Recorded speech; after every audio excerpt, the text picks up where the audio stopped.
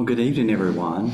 I'm Clyde, one of the Dharma leaders here. So take a moment to kind of stretch and look around and see everybody. We'll see we have 26 people logged in, and there's like at least 5 or 6 or so in Cary. So we have over 30 people online and close to 30 people here. So that's our Sangha for tonight. Welcome. And before we get started on the Dharma talk, I want to do a kind of a public service announcement. Fortunately, tonight our Zoom is working well. We had a strong Wi-Fi signal. And the people, particularly on Zoom, they've been doing some construction around here on the chapel and these buildings around here. So that's why we've been having trouble with this. And I know the board is working really hard on trying to get it stabilized. So if it happens to go out halfway through here, I deny everything I just said. But right now we're doing okay.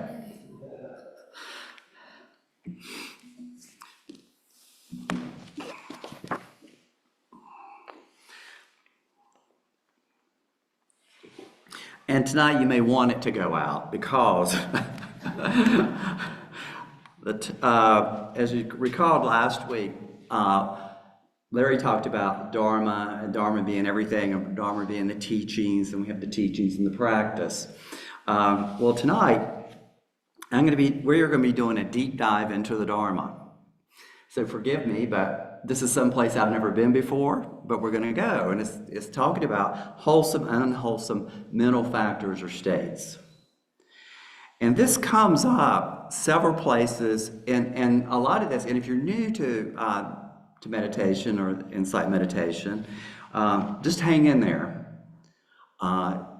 You'll one of these years you'll get this, but there's a lot of information tonight that we're going to be covering.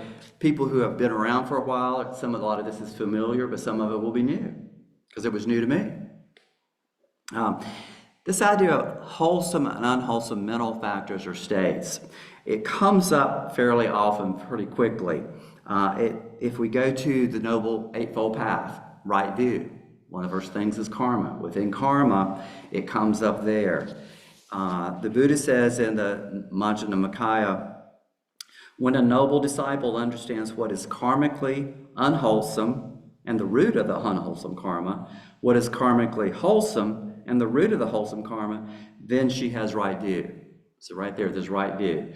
So this idea of wholesome and unwholesome. Now, why is that important karmically? Because if I act out of unwholesome intentions, I'm going to create more suffering for myself and others. If I act out of wholesome intentions, I create less suffering for myself and others. And that's the whole concept of karma, this cause and effect going on here. Actions, you notice that actions are determined on the roots, and we'll talk about that in a minute. A couple other places it shows up. If we keep on going down, that's step 1 of the Eightfold Path. Step 6 is about right effort. And when we get to right effort, we talk about our practice is to identify unwholesome states and get rid of them, and identify wholesome states, encourage them to hang around. And if we go a little bit more, we go down to the next step, step 7. It has to do with mindfulness. And in the Satipatthana Sutta, it talks about this idea, mindfulness of the mind. That's one of the 4 categories is mindfulness of mind. And we want to know what's going on in the mind, and is there an unwholesome state of mind or a wholesome state of mind? And actions are defined, and these actions are distinguished, particularly are wholesome and unwholesome based on their underlying motivational roots. So traditionally, it's pretty simple. It's pretty simple. What is wholesome? Wholesome, well, let's do unwholesome because it works out better that way. Unwholesome, greed, hatred, and delusion, the 3 defilements. What's wholesome? Non-greed, non-hatred, non-delusion. And that was kind of the starting point for a lot of this. But I've always been kind of curious about this, thinking there's a lot going on in my mind than just those 3 of those 6. So I started looking around, and I got into something called the Abhidhamma, which is one of the books in the Pali Canon that we never look at. Most of the teachers in here don't look at it. We don't use it. Bhikkhu Bodhi does. It is a very complicated explanation of every mind moment, how it works. And I don't understand it. I haven't read it, I'll go into it. But when I'm in here, I did find that there are 52 mental factors. And hold on, because we're going to go over every one of them. Some of them you know, some of them you don't know. But I've already been curious about this. And what are these mental factors, these mental states of mind going on that they list? And in the Abhidhamma, well, we're not going to go over all 52. Because the first 13 are what they call ethically variable, meaning that in and of themselves, and this could be like contact or perception or state of consciousness, in and of themselves, they happen in every mind moment, but they're not, they're not wholesome or unwholesome in and of themselves. They just happen.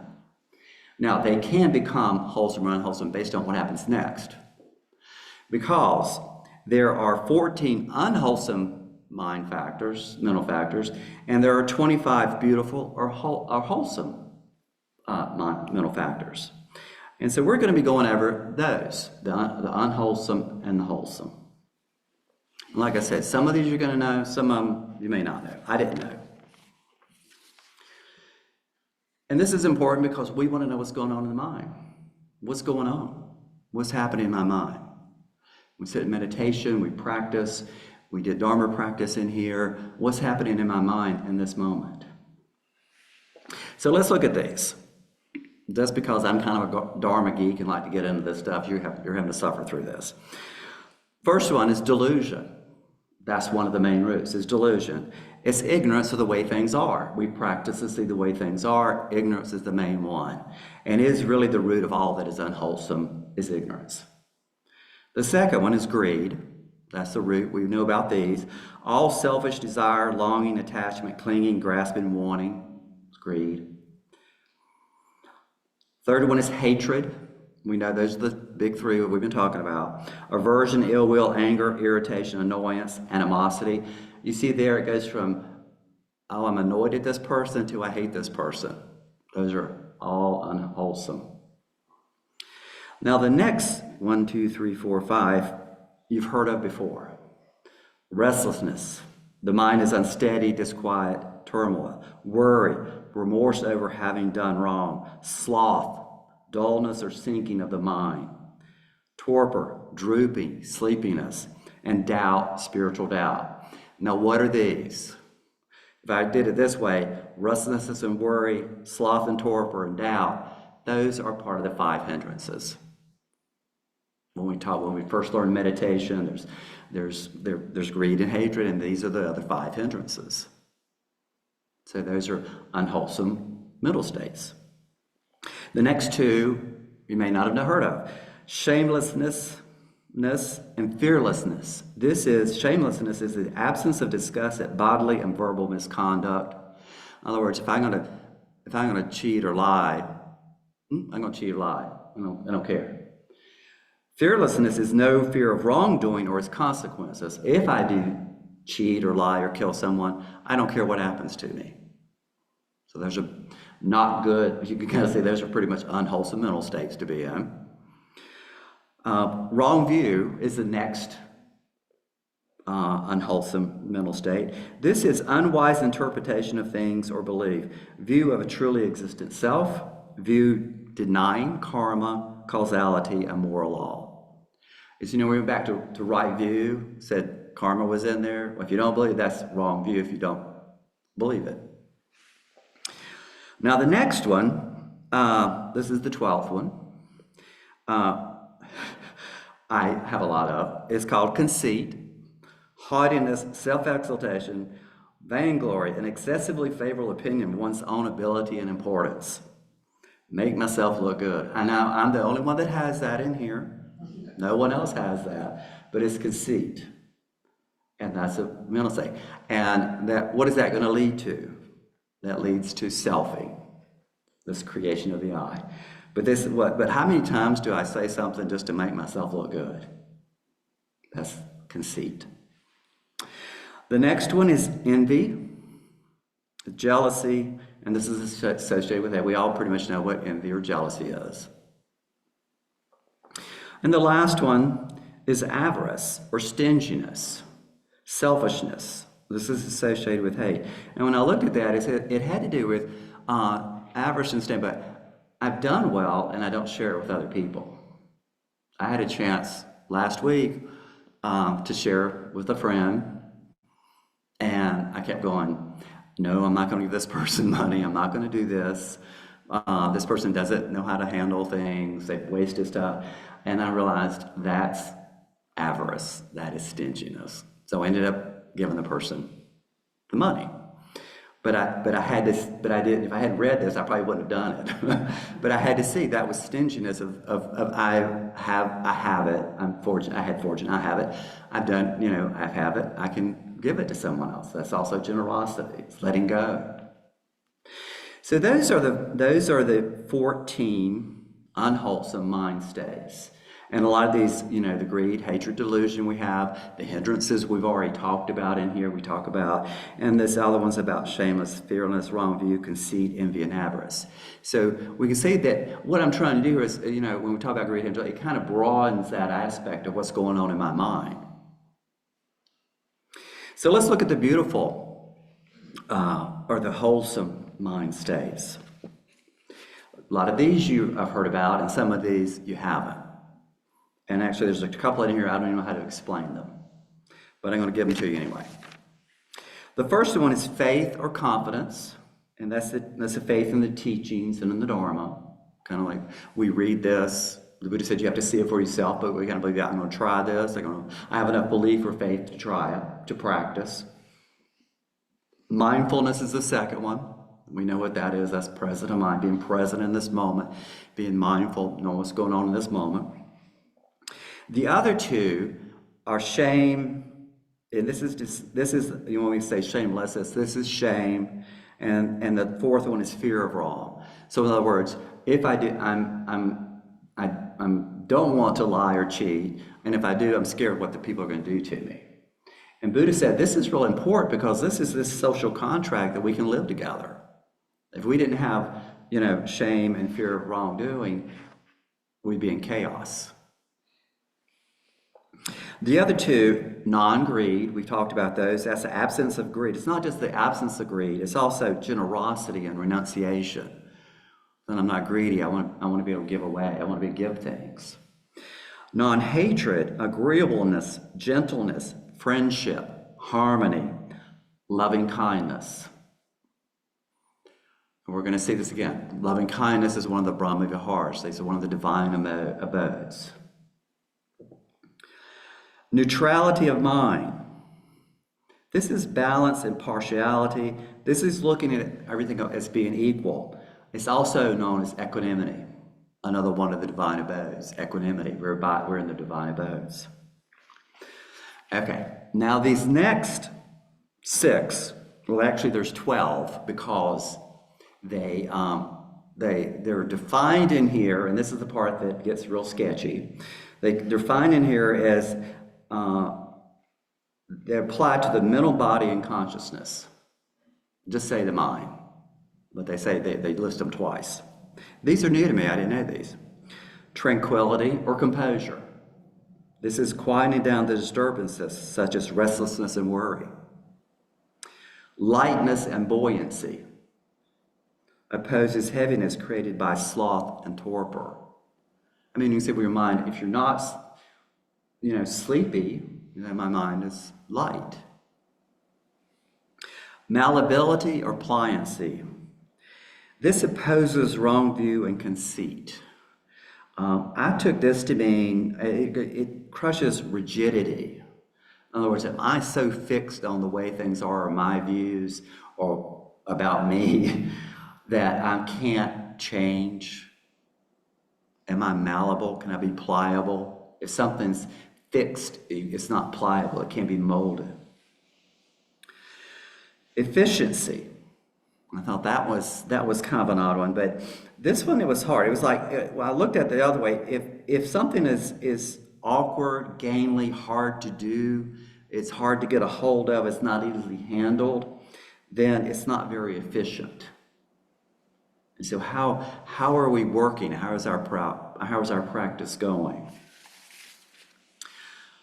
The next one is proficiency.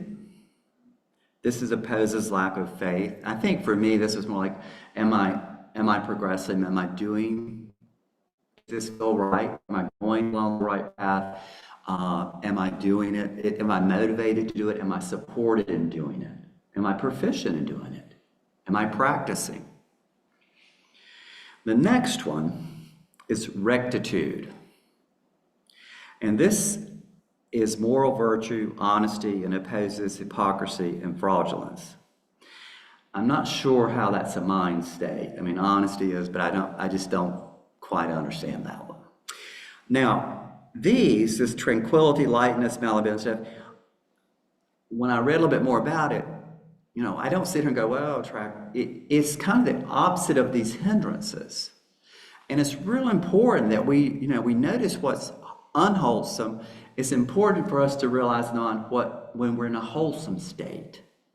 And these are some of these wholesome states. Is my mind tranquil and composed now? That's a wholesome state. Do I feel like I'm doing the right thing? This is going down the right path, doing this, proficiency. Am I not rigid? Am I learning? Am I open-minded on the practice? Am I open to these insights? So these are the wholesome mind states that are kind of opposed to these unwholesome ones. Now the next three you're familiar with, because we're back onto the Eightfold Path. Right speech, right action, and right livelihood. These are considered wholesome mental states. Obviously, right speech, abstain from wrong speech, slander, harsh speech, and idle chatter. Right action, abstain from killing, stealing, and sexual misconduct. And then right livelihood, this is really abstaining from any livelihood that brings harm to other living beings. So those are on the Eightfold Path. So we've covered almost everything on the Eightfold Path has to do with wholesome and unwholesome. The next two, compassion and appreciative joy. Here again, these are termed the illimitables because they're part of the Brahma Viharas and they have no limit. Compassion has no limit, appreciative joy have no limit. And we've already seen loving kindness and equanimity in the wholesome factors. The last one is wisdom. And that's why we practice. We want to know the way things are, and it is against delusion. It is considered non-delusion. This idea of wisdom, that's what we're doing. And it's not like all of a sudden we get wisdom. It's little by little we start getting wisdom. And little by little we get these things. Little by little we tranquility. Little by little we get these things. But we want to get to the point where our mind is full of wisdom. Is wisdom in our mind? Do we see these insights? So we have these wholesome, we have the Brahma Viharas, we have non-greed, we have wisdom, we have faith, mindfulness. We have this idea of non-hatred. All these things these are mind states that we have. And it's important that we know the wholesome and unwholesome mental factors that operate in our minds. Joseph Goldstein says, instead of drowning in the unwholesome mental factors through identification with them, I'm angry, I hate, I do this, or judging them or denying them, the Buddha wants us to simply be mindful both when they are present and when they are not present. Remembering they are just visitors. They arise and pass away. They arise and pass away. And we want to make sure that we don't judge ourselves. It's not bad if I have an unwholesome mind state. It arises, a visitor, it comes. I'm not a bad person because I have one. But what we want to do is practice to be able to see that, to see the mind state, see what it is, and then we can start applying the methods around it. But also, it's important to us, and I've been trying to do this with this, and kind of one of the reasons I gave the talk, is asking yourself during the day, what's in my mind? What's in my mind? What mind state is this? And just seeing, it may be a neutral one, if you're doing something, or it may be envy, or you may be, calm and collected, or you may be doing, some generosity. It's a wholesome mind state. But just knowing, asking yourself during the day, what's in the mind right now? I'll close with a comment from Sayadaw Tejaniya. One thing you need to remember and understand that you cannot leave the mind alone. It needs to be watched constantly. If you do not look after your garden, it will overgrow with weeds. If you do not watch your mind, defilements will grow and multiply. The mind does not belong to you, but you are responsible for it. Thank you for indulging me in my wanting to do a dive into the Dharma.